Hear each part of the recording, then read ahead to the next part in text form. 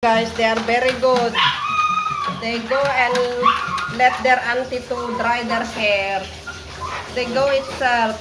They are not that type of animal, type of dog that it's difficult for them to make naku, nag-ingat ka. Ayan, they are so good, guys. Ayan, they are pretty now. They are good smell. Thank you for watching. See you on my next vlog. Let's clean their house, guys. Bye-bye. I love you all. Okay. They are very smart, guys. They all want to cut their hair. Look. Pila-pila sila. Yeah, they go and line up. See, they are not difficult. They are very easy. Kakatuwa sila, guys.